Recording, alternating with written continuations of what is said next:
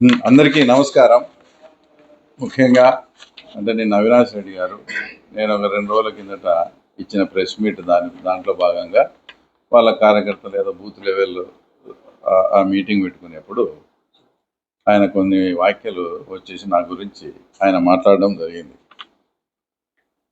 నేనేమన్నా అది ఒక 32 నిమిషాలు ఆ తర్వాత వీడియో వచ్చింది. నేను గతంలో వైఎస్ కుటుంబం గురించి కానీ వాళ్ళ గురించి ఎందుకు అది కూడా జగన్ రెడ్డి మేము అట్లా కాదు అని వాళ్ళకు ఉండే ఏదైతే వాళ్ళ మీద ఉండే ముద్రను మాపుకునే దాని విధంగా ఆయన కొన్ని వ్యాఖ్యలు చేస్తే మేము అట్లా కాదు ఇట్లా అని. కాబట్టి మీరు చేసేది ఏదో ఈ టైంలో ఇట్లా చేసినారు, ఆయన టైంలో ఇట్లా జరిగింది, ఈ టైంలో ఇట్లా జరిగిందని నేను అవి అతను రాజకీయ ఆరోపణలు కాదు నేను చేసింది. ఫ్యాక్ట్స్ అప్పుడు కాలంలో ఏం జరిగినాయో దానికి నేను వివరణ ఇస్తా పోయినా. నువ్వు ఏదైనా దాంట్లో నేను అసత్యాలు మాట్లాడింటే నువ్వు వాటి మీద మాట్లాడి ఖండించాలా. అట్లా కాకుండా ముఖ్యంగా ఆయన మాట్లాడింది ఏంటంటే వాడు వీడు అన్నాడని. యాక్చువల్గా మీరు నా గతంలో నా ప్రెస్ మీట్లు చూడండి, నా వీడియోలు కూడా చూడండి. ఎక్కడా కూడా నేను అన్పార్లమెంట్ వర్డ్స్ కానీ వల్గర్గా కానీ ఆ మాట్లాడిన సందర్భం లేదు, ఆ చరిత్ర కూడా నాకు లేదు, నాకు అవసరం కూడా లేదు. కానీ అది మా మా మా ముఖ్యమంత్రి గారికి మాకు జరిగిన మధ్య సంభాషణలో యథార్థంగా చెప్పడంలో అది చిన్నగా దొర్లింది. ఏది ఆ వాడ్ అనే పదం నా ఎప్పుడు అట్లుండవు, అది పొరపాటుగా దొర్లింది. దాన్ని ఈయన ఏదో వాడు వీడు అన్నాడని ఏదో ఆయన ఇష్టం వచ్చినట్లు ఆ తర్వాత మాట్లాడడం కూడా జరిగింది. సరే, ఇది ఒకవేళ ఇది జరిగింది అనుకోండి, ఇదే జెడ్పీటీసీ ఎలక్షన్స్ అయిపోతానే ఆ బీటెక్ రవి అనే వాడు వీడని మీ జగన్ రెడ్డి మాట్లాడినాడు. వాడు ఎవడో బీటెక్ రవి అంట, అతనికి పులివెందుల్లో ఓటు కూడా లేదంటూ మాట్లాడినాడు. మరి ఆ రోజు కూడా నువ్వు అన్నా ఇది ఇట్లా మనం వాడు వీడని మాట్లాడకూడదు, ఇది తప్పు అని నువ్వు నిన్న ఇంత ఆవేశపడినప్పుడు ఆ రోజు సాక్షాత్తు ఒక ముఖ్యమంత్రిగా పనిచేసిన వ్యక్తే నోట్లోంచి ఆ మాటలు ఆ పదాలు వచ్చినప్పుడు ఆ తర్వాత నువ్వు ఆ రోజు ఖండించాలి కదా ఇట్లా మాట్లాడడం తప్పు అని. మేమేమనుకుంటాము, మా ముఖ్యమంత్రిగా పనిచేసిన నోటి నుంచి వచ్చిన పదాలు అయ్యే మీరు వచ్చారు కాబట్టి అవి కూడా ఏమన్నా పద్ధతిగా మాట్లాడడం అంటే అదేనేమో కరెక్ట్గానేమో అని నేను నా నోట్లోంచి కూడా అది వచ్చింటుంది. అంతకు తప్ప నాకు ఎప్పుడు కూడా అన్పార్లమెంట్ వర్డ్స్ అనేది నా ప్రెస్ మీట్లలో తర్వాత ఎప్పుడు కూడా నేను వాడిన సందర్భమే లేదు. తర్వాత ముఖ్యంగా ఆయన ఆరోపణ చేసింది, ఆ తర్వాత ఏదో విజయసాయిరెడ్డిని నేను కలిసినట్టు, తర్వాత ఏదో ఎమ్మెల్సీ దాన్ని అమ్ముతా అన్నట్లు, మళ్ళా ఫ్రెష్గా నేను గవర్నమెంట్ వచ్చినాక ఎమ్మెల్సీని కొంటా అన్నట్టు ఏదో మాట్లాడడం జరిగింది. నేను మీకు ఒకటి స్పష్టం చేస్తాను, నాకు వైఎస్ఆర్ పార్టీకి సంబంధించిన వాళ్ళతో ఎస్పెషల్లీ బాలినేని శ్రీనివాసరెడ్డి అన్న నాకు చాలా చాలా క్లోజ్. ఆయన మంత్రిగా ఉన్నప్పుడు కూడా అనేక సందర్భాల్లో వాళ్ళ ఇంటికి పోయి కూడా కలిసినాం. అలాగే మీ పార్టీలో ఇప్పుడు నెంబర్ 2గా ఉండే మిథున్ రెడ్డిని కూడా రమేష్ అన్న వాళ్ళ ఇంట్లో ఢిల్లీలో 2-3 సార్లు కలిసి భోంచేసినాం. అలాగే విజయసాయిరెడ్డిని కానీ, అలాగే మేడా రఘునాథ్ రెడ్డి అన్నతో నాకు బంధువు కాబట్టి నాకు ఎంతో, ఆ తర్వాత ఆయన కూడా అనేక సందర్భాల్లో కలిసినాం. అంతెందుకు నీ స్టేజ్ పక్కన కూర్చుండే ఆ తర్వాత వాళ్ళతో కూడా, అంటే ఎగ్జాంపుల్ మధు అన్న కూడా నాకు అప్పుడప్పుడు ఎప్పుడన్నా 1-2 సార్లు ఫోన్ చేసింటాడు. అది మాట్లాడినది స్నేహం వేరు, రాజకీయం వేరు. ఇదేమో ఇప్పుడు మధు అన్న ఏదన్నా చేసి ఆయన తొండూరులో 200 ఎకరాలు ఆక్రమించింటే దాని ఏమన్నా మేము వదిలిపెట్టినామా? ఎంక్వైరీ చేసాం, ఎంక్వైరీకి ఇచ్చాం, రేపు మాపు క్యాన్సిల్ కూడా చేస్తాం. అది రాజకీయం వేరు, పరిచయం వేరు, ఆ తర్వాత వేరు. అయినా నేను విజయసాయిరెడ్డిని కలిసింటే ఇప్పటికీ దాదాపు నువ్వు చెప్పే ప్రకారం అయితే 5-6 ఏళ్ళు అయింటుంది. మళ్ళీ అప్పుడే చెప్పాలి కదా. నేను అపోజిషన్లో ఉన్నప్పుడు మీ మీద అన్నిటికీ నేను వివేకానంద రెడ్డి ఇష్యూ కానీ పొలిటికల్ కానీ మిమ్మల్ని ఘాటుగా విమర్శిస్తా వస్తాను నేను కదా. మళ్ళీ అప్పుడే చెప్పాలి కదా. తర్వాత ఇప్పుడు ఎందుకు చెప్తారు ఆ టాపిక్? ఇప్పుడు అయినా అసలు అది చెప్పాల్సింది విజయసాయిరెడ్డి. నేను నిజంగా కలిసింటే అది చెప్పాల్సింది విజయసాయిరెడ్డి గారు కదా. ఆ తర్వాత నువ్వు చెప్తే దాంట్లో అర్థం ఏముంది? సరే, నువ్వు నా మీద ఆరోపణ చేసినావు, ఓకే. నేను సూటిగా తర్వాత మిమ్మల్ని 2-3 ప్రశ్నలు అడుగుతా, వాటికి నీకు చేతనైతే నువ్వు సమాధానం చెప్పు.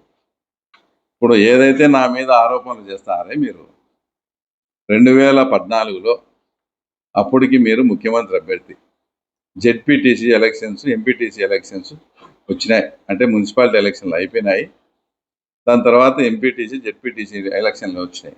అంటే ఒక నెల ముందు అంతే. ఈ ఎలక్షన్లు అయిపోయి రిజల్ట్ కూడా డిక్లేర్ చేయలే.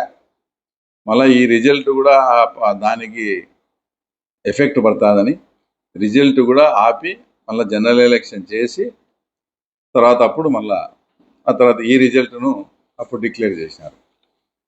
అప్పటికి నేను కాన్స్టిట్యున్సీ ఇన్ఛార్జ్ కూడా కాదు, జస్ట్ మా మండల స్థాయి, ఆ మండలం ఎలక్షన్ చూసుకుంటున్నా. మీరు వచ్చేసి ఉలిమేళ్ళ తోటలో ఈ విజయసాయిరెడ్డి ఇది నేను కలిసినది అది అదంతా ఇంకోటి. స్వయంగా నువ్వే కూర్చొని మాట్లాడినాం, నేను అవినాష్ రెడ్డి కూర్చొని మాట్లాడినాం. ఏమి మీరు డబ్బులకు లాలొచ్చిపడి ఆ రోజు నాకు కస్నూరు ఎంపీటీసీ తెలుగుదేశం బ్యానర్ మీద ఏకగ్రీవంగా ఇచ్చినారో చెప్పాలా. ఏకగ్రీవంగా నాకు తెలుగుదేశం బ్యానర్ మీద మీరు ఇచ్చారు అంటే మీరు ఏమి లాలొచ్చిపడి ఏమి డబ్బులు తీసుకొని ఈ మీటింగ్లో అవినాష్ రెడ్డి, భాస్కర్ రెడ్డి, దేవిరెడ్డి శంకర్ రెడ్డి, మాకందరికీ కావాల్సిన దెంతులూరు కృష్ణ అంటే మనకు అనుకోలేదు, దెంతులూరు కృష్ణ కూడా ఉన్నాడు. అంటే అది లాలుచ్చా ఇది లాలుచ్చా. ఇంకా ఘోరమైన విషయం ఏంటంటే ఏదో డబ్బుల కోసం అమ్మడమైనా అది ఇదని మాడుతున్నారు కదా. ఈరోజు ఘోరంగా ఈరోజు కృష్ణ ఉన్నాడు, వాళ్ళతో చెప్పి మనం 300 రూపాయలు పంచుకుంటాము, నువ్వు ఎక్కువ పంచొద్దు, మాకు ఇబ్బంది అవుతుందని నన్ను మీరు అడుక్కున్నారు ఆ రోజు. ఏమంటే ఆ రోజు మీ కన్వీనర్గా ఆ పక్క మా ప్రభాకరన్ ఉన్నాడు కాబట్టి ఆ పక్క ఒప్పుకోక 500 పెంచుకొని మాకు కూడా 1 కోటి రూపాయలు అవుతుంది బొక్క, అది వేరే విషయం. అంతటి డబ్బు మీద వ్యామోహం, డబ్బు మీద కక్కుర్తి మీకుంది. మాకు ఎక్కువ డబ్బు ఖర్చు అవుతుంది 300 పంచుకుందామని ఆ రోజు ఇది ఉలిమెల తోటలో జరిగిందా లేదా 2014లో. మళ్ళీ అప్పుడు నేను కాన్స్టిట్యూన్సీ ఇన్ఛార్జ్ కాదు కాబట్టే నేను వెళ్ళేటప్పుడు మా అప్పుడు ఇన్ఛార్జ్ అయిన సతీష్ అన్నకు గుర్తుందో లేదో, సతీష్ అన్నకు చెప్పిపోయినా ఇట్లా ఉంది నా అంటే పార్టీకి నష్టమయ్యే పని నువ్వు చేయవు నాకు తెలుసు, పోయి రాపో అన్నాడు. పోయినా ఏకగ్రీవంగా ఇచ్చినారు. ఏమి లాలొచ్చిపడి ఇచ్చారో మీరు ఇప్పుడు నాకు చెప్పాలి అది వాళ్ళు. తర్వాత 2 ఏదో 12 కోట్లకు అన్నారు, అది తప్పు. 12 కాదు 15 కోట్ల ఆఫర్ ఇచ్చింది. దేనికి? అమరావతి టైంలో మాకు చాలా సమస్యగా ఉంది, మీరు ఎక్కువ మంది ఉన్నారు అని మనకు తెలిసిన వాళ్ళతో 12 కాదు, నువ్వు రాంగ్ చెప్తాను, 15 కోట్ల ఆఫర్ ఇచ్చారు. ఆఫర్ ఇస్తే ఆ విషయం నేను అప్పట్లో మా అధ్యక్షునికి చెప్పడం, ఈ రకంగా ట్రై చేస్తాను సార్ అంటే, నువ్వు ఇంకా ఎవరెవరు టచ్లో ఉన్నారో దాన్ని డ్రాగన్ చేయమని చెప్పాడు. ఆ డ్రాగన్ చేసాం, దాన్ని పకడ్బందీగా సెట్ చేసి వాటికి 2-3 వెళ్ళిపోయినారు. ఆ రోజు డొక్కా మాణిక్య ప్రసాద్ కానీ పోతుల సునీతమ్మ వీళ్ళు పకడ్బందీగా ప్లాన్ చేసి ఎవరిని దాన్ని కట్టడి చేసుకొని అమరావతిలో మీరు పెట్టిన తీర్మానానికి అగెనిస్ట్గా ఓటు వేసి ఈరోజు అమరావతి ఈ రకంగా పనులు జరుగుతున్నాయంటే అందులో బీటెక్ రవి భాగస్వామ్యం కూడా ఉంది. అలాంటి క్యారెక్టర్ నాది.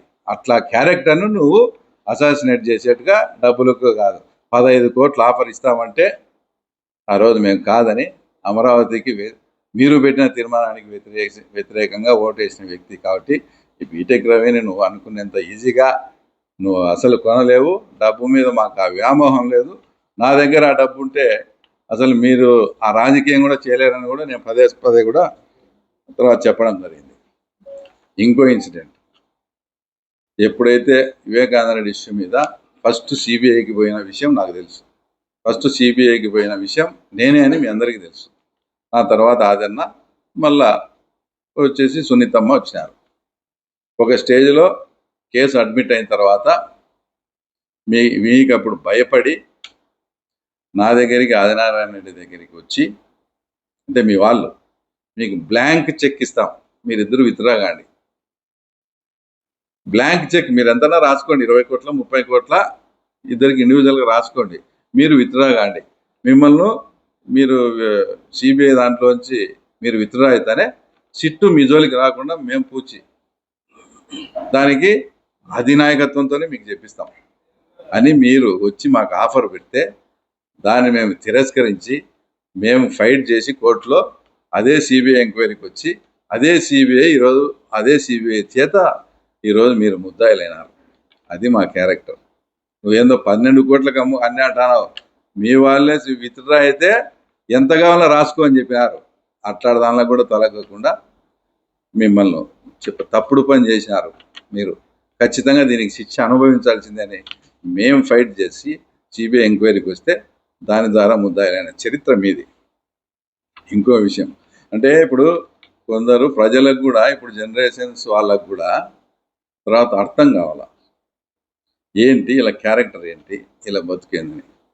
ఎమ్మెల్సీ ఎలక్షన్స్లో నేను ఇంతవరకు కూడా ఎప్పుడు వివేకానంద రెడ్డి గారు అడిగినా కూడా నేను ఎప్పుడు ఈ సందర్భం చెప్పాలి. ఆయన ఓడిపోయిన తర్వాత కూడా నాతో మాట్లాడుతున్నాడు.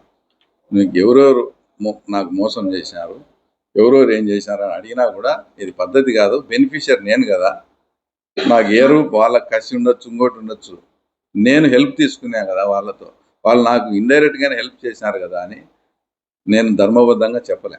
ఈరోజు నా మీదనే ఇలాంటి అభాండాలు వేసేటప్పుడు మీ బతుకు కూడా పులిందలకు చేయాల్సిన బాధ్యత నా మీద ఉంది. ఎమ్మెల్సీ ఎలక్షన్స్లో ఈ క్యాంపులో ఎంతమంది ఉన్నారు, ఆ క్యాంపులో ఎంతమంది ఉన్నారు, బెంగళూరు క్యాంపులో ఎంతమంది ఉన్నారని మొత్తం ప్రతిరోజు మాకు మెసేజ్లు పెట్టి ఈ క్యాంపులో వీళ్ళు అసంతృప్తిగా ఉన్నారు, వాళ్ళని మీరు సెట్ చేసుకోండి, ఈ క్యాంపులో వీళ్ళు అసంతృప్తిగా ఉన్నారని మాట్లాడుకొని ఆ క్యాంపు గేటు బయట మేము వెహికల్ పెట్టుకుంటే వాళ్ళని టయానికి వాళ్ళని బయటికి పంపిస్తామని బయటికి పంపించే నేను వెహికల్ ఎక్కించుకొని వచ్చిన సందర్భాలు ఒక 5-6 కేసులు ఉన్నాయి ఇట్లాంటి. అంటే వాళ్ళ క్యాంపులో ఉన్న వాళ్ళని కూడా ఏదో సొడ్డు పెట్టి వీళ్ళు అసంతృప్తిగా ఉన్నారు, వీళ్ళని సెట్ చేసుకొని వాళ్ళని క్యాంపు నుంచి బయటికి పంపిస్తే ఆ నుంచి మేము వెహికల్ ఎక్కించుకొని మా క్యాంపు ఇంకా మీరా అది మాట్లాడేది. అప్పట్లో ఈ ఓటింగ్ తప్పకూడదని చెప్పి కోడ్ సిస్టమ్ మేము డెవలప్ చేశాం.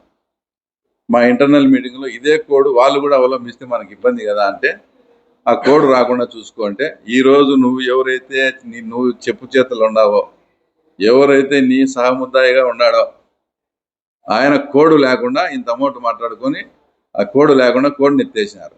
ఇవన్నీ ఎందుకు? ఇవన్నీ మీకు వివేకానంద రెడ్డి గెలిచకూడదు ఎటువంటి అని ఆ రోజే ప్లాన్ చేసి తర్వాత నాకు ఇండైరెక్ట్గా వీళ్ళందరినీ పంపించినారు. మీరు ఈరోజు లాలూచి రాజకీయాలు ఆ తర్వాత వాటి గురించి లాలూచి రాజకీయాల గురించి ఆ తర్వాత మీరు మాట్లాడతారు. ఇంకా తర్వాత నువ్వెంత తర్వాత నీ బతుకెంత అన్నట్లు ఆయన మాట్లాడినాడు. చెప్పడా మాది సాధారణ రైతు కుటుంబం, మా నాన్న ఏదో టీచర్ బడిపంతులుగా ఉండి హెడ్ మాస్టర్గా రిటైర్డ్ అయినాడు. మీదే పెద్ద కుటుంబం కావచ్చు, మాకు మీ నాన్నలాగా అంత మా నాన్న అట్లా అది కూడా మాకు అసలు మీ చరిత్ర మీరు పోస్ట్ ఆఫీస్ పాత పోస్ట్ ఆఫీస్ కాడ ఇంటికాడ ఉన్నప్పుడు మీ పరిస్థితి ఏంది? మీకు ఏదైనా తోటల దగ్గర పనికి వస్తే వారం పట్టు వాడ 4 వారాల తర్వాత ఇస్తాన్నారు. కూలోళ్ళు తిట్టుకుంటూ పోయే పరిస్థితి కూడా మేము కళ్ళారా చూసినాం.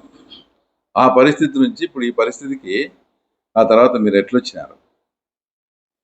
అసలు నువ్వు ఇప్పుడు ఉండే ఇండ్లు ఎట్లా కట్టుకునేవో నీకు తెలుసా? రాజశేఖర రెడ్డి గారు రెండోసారి సీఎం అయిన తర్వాత బ్రాహ్మణి స్టీల్స్ సంబంధించి ఒక ఎలక్ట్రికల్ వర్క్ వచ్చింది. యాక్చువల్గా ఆ వర్క్ బీబీఎం అనే కన్స్ట్రక్షన్కి వచ్చింది. ఆ వర్క్ను కానీ ఎల్ఎన్టీ కంపెనీకి ఇప్పిస్తే నీకు ఒక 5% కమిషన్ ఇస్తామని చెప్తే ఆ ఎల్ఎన్టీ అతను కూడా శంకరెడ్డి అని తుమ్మలపల్లె, మాకు బంధువే, వాళ్ళకు బాగా తెలుసు, అతను మాట్లాడి డీల్ సెట్ చేస్తే మీరు బలవంతంగా ఒక పక్క జగన్ రెడ్డికి వేరే వాళ్ళతో ఫోర్స్ చేయించి ఇంకో పక్క భారతమ్మతో చెప్పించి ఆ వర్క్ బీబీఎం వచ్చిన వర్క్ను క్యాన్సిల్ చేసి భాస్కర్ రెడ్డి చాలా అలుగుతాడు, ఇబ్బంది పడతాడని ఆ రకంగా దాంట్లో 300 కోట్లు అవుతుంది. 5% కమిషన్ 15 కోట్లు ఇస్తే 15 కోట్లలో అడ్వాన్స్గా 6 కోట్లు ఇస్తే 6 కోట్లతో నువ్వు ఇల్లు కట్టుకున్నావు. ఇది వాస్తవం కాదా? చెప్పమను మీ ఫాదర్ని కానీ మీరు కానీ. అట్లా మీరు కమిషన్లతో దానిలతో బతికి మమ్మల్ని ఏం బతుకు అంటారు? సరే, శాండ్ ఆ తర్వాత శాండ్ గురించి కూడా మాట్లాడినాం. శాండ్ అనేది అదేంటన్నా సహజ వనరులు, దాంట్లో టెండర్ వేశారు. మీ అన్నలాగా మొత్తం కడప జిల్లా అంతా గుత్తాధిపత్యంగా 20 కోట్లకు 22 కోట్లకు అమ్ముకోలే. మేము అవలంబించిన శాండ్ విధానంతో ఈరోజు నిజంగా మిమ్మల్ని ధైర్యంగా అడుగుతానా, ఎవరైనా కామన్ మ్యాన్ ఇసుక దొరకలేదని కానీ ఇసుక ఎక్కువైందని ఎవరైనా బాధపడతాడో చెప్పండి. అంత సిస్టమేటిక్గా వేంపల నుంచి కొన్ని 100 ట్రాక్టర్లు వస్తాయి పులివెందులకు. ఎక్కడన్నా ₹1 ఎవరన్నా పోలీసు కానీ ఇంకోటి కానీ అడ్డపడతాడా? అది సహజ వనరుల గురించి నువ్వు మాట్లాడతావు. నువ్వు ఆ తర్వాత నువ్వు ఇంత మీ అన్నగారు జిల్లా అమ్ముకున్నాడు. లాస్ట్కు అసలు వైఎస్ అనిల్ రెడ్డి అనే అతను పాలిటిక్స్కి సంబంధం లేని వ్యక్తి ఈ శాండ్ విషయంగా అతనికి మోసం చేశాడని ఈరోజు వైఎస్ అనిల్ను అంటే జార్జ్ రెడ్డి గారి అబ్బాయిని కూడా దూరం పెట్టేట్టుగా చేశారు మీరు. మీరు రాజశేఖర రెడ్డి కుటుంబానికి ఎవరిని దగ్గరుండిచ్చే సమస్య లేదు. ఏదో రకంగా చెప్పి అందరినీ దూరం చేయాలి. ఆ తర్వాత మైనింగ్ గురించి మాట్లాడతాం. అసలు మైనింగ్ చరిత్రే మీద వెంకట నరసయ్యని చంపినాల నుంచి లాస్ట్ 5 ఏళ్లలో వేల్పుల రామంతో కలిసి ఏం చేసినావో నేను దపదపా చెప్పాల్సిన పని లేదు. అంటే నేను ఇది ఎందుకు చెప్తున్నానంటే, సహజ వనరుల గురించి మాట్లాడి దాని దోపిడీ చేశానని నన్ను మాట్లాడే నువ్వు ఇక్కడ పులివెందుల్లో ఉండి తర్వాత పాపం ఆ 9 నెలలు 12 నెలలు కష్టపడి అరటి పండిస్తే ఆ అరటి రైతులతో టన్ను కింద కమిషన్ వ్యాపారస్తులతో మాట్లాడుకొని అరటి రైతులను దోచేసిన విధానం ఉంది చూడు, అది మీ బతుకు. అట్లా మేము బతకలే. మాకు ఆ సంస్కారము మాకు వచ్చి నేర్పించారు. అది మా సంస్కారం. అది మేము రాజకీయాల కోసం మీరు అధికారంలోని మా చిన్నాయనను మేము పోగొట్టుకుంటే అదే రాజకీయ ఆధిపత్యం కోసం మీరు మీ చిన్నాయనను మీ చేతులతో చంపుకున్నారు. టోటల్గా మీకు ఆ చిన్నాయన అనే పదం అంటేనే అచ్చిరానట్టుంది. అది ఏదో ఆ డిక్షనరీలో మీకు సార్ అది మా చిన్నాన్నను మేము ఇట్లా పోగొట్టుకుంటే మీ చిన్నాన్నను మీరు అట్లా చంపుకున్నారు. ఆ తర్వాత అది మీ బతుకు. అట్లా మేము ఎప్పుడు కూడా బతకలే. మాట్లాడితే బతుకు మీరేమన్నా చినకొండారెడ్డి అంటే మీ తాత అబ్బంటాం. ఆయన పని ఏంది? R&Bలో నెంబర్ రాళ్ళకు పెయింట్ వేసుకునేది ఆయన అప్పట్లో. ఆ స్థాయి మీది అప్పుడు. ఇంకా నువ్వు ఆ తర్వాత బతుకుల గురించి అది దాని గురించి మాట్లాడతావు. ఆ బతుకుల గురించి మాట్లాడేటప్పుడు నీ పక్కన ఉన్నారు ఇంకా స్టేజ్ మీద, వాళ్ళ గురించి కూడా కొన్ని స్టోరీలు ఉన్నాయి. కానీ అవన్నీ చెప్పి అది నా సంస్కారం కాదు ఆ రకంగా చెప్పడం. గతంలో జరిగినవి వీటన్నిటికీ కూడా తర్వాత మీరు సమాధానం చెప్పాలా. బతుకులు స్థాయిలు మాట్లాడేటప్పుడు మీదేందని కూడా తెలుసుకోవాలా. అసలు ఇదే మీరు ఈ రకంగా వచ్చారంటే ఇప్పటికీ మీ దగ్గర ఉండి ఇక్కడ ఉన్నోళ్ళు మా ఇక్కడికి వచ్చిన కూడా ఉన్నారు. కోడూరులో మీరు మీ తండ్రి గారు ఎన్ని టన్నులు రెడ్ శాండిల్ కొట్టించారో దానికాడ విశాల్ అనే ఒక అతను ఆ ఊర్లో వాళ్ళు అడ్డపడితే ఆయన మీ ఫాదర్కి ఫోన్ చేస్తే ఇక్కడ నుంచి 10 మంది పోయి దానంతా తరలించి, ఇంకా ఘోరమైన విషయం ఏంటంటే ఇదెందుకు సిఐ రాజేశ్వర రెడ్డి గునకనపల్లి బోరకృష్ణ అడిగితే ఈ అరచంద్ర భాగవతం అంతా చెప్తాడు. వీళ్ళు ఎంత చిల్లర టైప్ అంటే మీరు కోడూరులో రెడ్ శాండిల్ కొట్టి దాచిపెట్టుకున్నారు. రాజశేఖర రెడ్డి చనిపోయినప్పుడు రాజశేఖర రెడ్డిని కాల్చేదానికి గంధం చెక్కలు కావాలని సొడ్డు పెట్టి రెడ్ శాండిల్ అక్కడి నుంచి ఇక్కడికి తోటలోకి తరలించినారు. అంటే ఆ గంధం వేరు ఈ గంధం వేరు అనే ఇంగిత జ్ఞానం కూడా లేకుండా రాజశేఖర రెడ్డిని కాల్చాలా ఇడుమలపాయ కానీ డైరెక్ట్గా ఆ గొడవలో అక్కడి నుంచి ఇక్కడికి. అంటే రాజశేఖర రెడ్డి మరణాన్ని కూడా రెడ్ శాండిల్ ట్రాన్స్ఫర్ దానికి రవాణాకు వాడిన అంత నీచమైన బతుకులు మీ. మళ్ళీ మీరు ఆ తర్వాత బతుకుల గురించి ఆ తర్వాత వాటి గురించి మాట్లాడతారు. ఆయన మాట్లాడుతూ ప్రతి దానికి సమాధానం చెప్పే రోజు వస్తుంది దగ్గరుండి. ఏంది మీరు సమాధానం చెప్పే? మన టైం వస్తుంది సమాధానం. మీ టైం ఇప్పుడు వచ్చేది దేవుడెరుగు. గత సంవత్సరంలో 5 ఏళ్ళు మీరు గవర్నమెంట్ ఉన్నారు. 2 సార్లు నన్ను జైలుకి పంపించారు. ఒకసారి అరెస్ట్ చేసి ప్రైవేట్ వ్యక్తులకు ఇప్పించి ముసుగేసి పిస్టలు పెట్టి చంపుతామన్నప్పుడే ఆ తర్వాత నేను భయపడలే.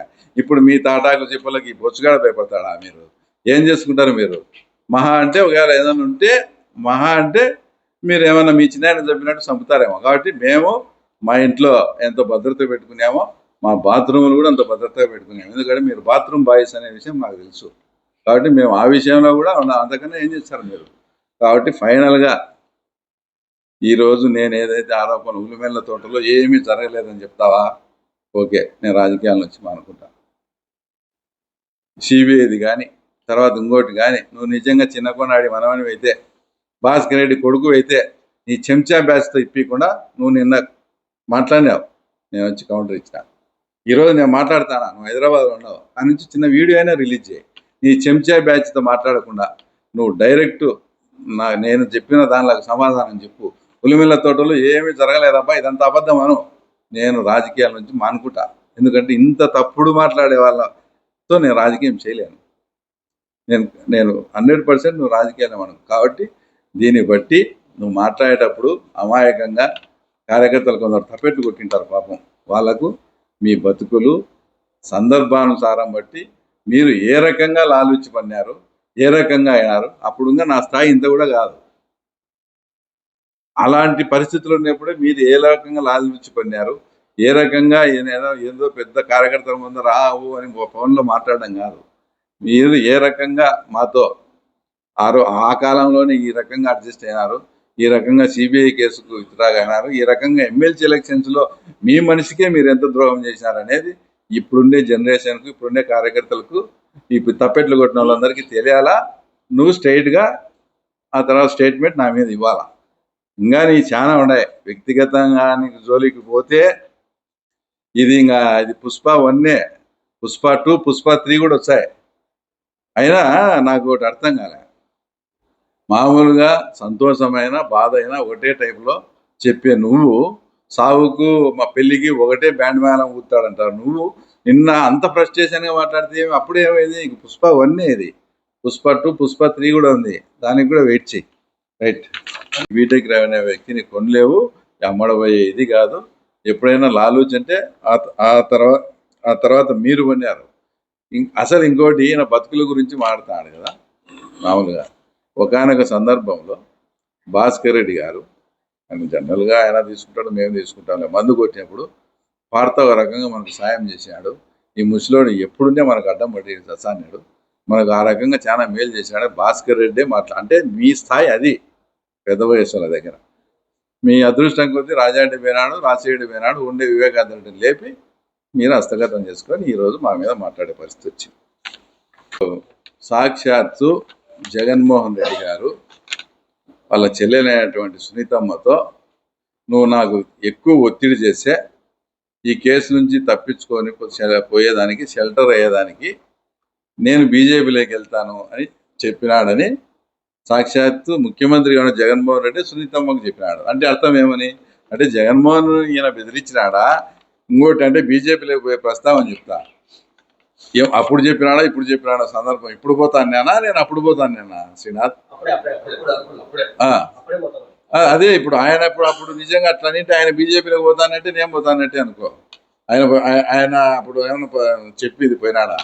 నాకేం అవసరము? ఇప్పుడు మీరు ఒకటి, నేనేందో అది మాట్లాడతా, ఇది చేస్తా, అది ఇది అన్నారు. ఇప్పుడు ఉండే రాష్ట్ర ప్రజలు కానీ మీరు కానీ గత దాంట్లో గవర్నమెంట్లో 5 సంవత్సరాల్లో ఎన్ని ఇబ్బందులు నేను ఫేస్ చేసినా, ఎన్నిసార్లు నేను ప్రెస్కి వచ్చి మాట్లాడినా, ఎంత నన్ను ఇబ్బంది పెట్టారు, ఎన్నిసార్లు నన్ను జైలుకి పంపించాను, నేను ఎక్కడన్నా తగ్గినట్లు కానీ ఇంకోటి కానీ మీకు అనిపించిందా? నాకేం అవసరం? నేను ఉండేదే, నేను మీ మాదిరి గోల్డెన్ స్పూన్, వాళ్ళ మాదిరి గోల్డెన్ స్పూన్తో పుట్టలే. నేను కష్టము నష్టము అన్ని అనుభవించి నేనుండే. కానీ ఈ బీటెక్ రవి అనే వ్యక్తి ఎప్పుడు నీ జీవితంలో నువ్వు కొనలేవు.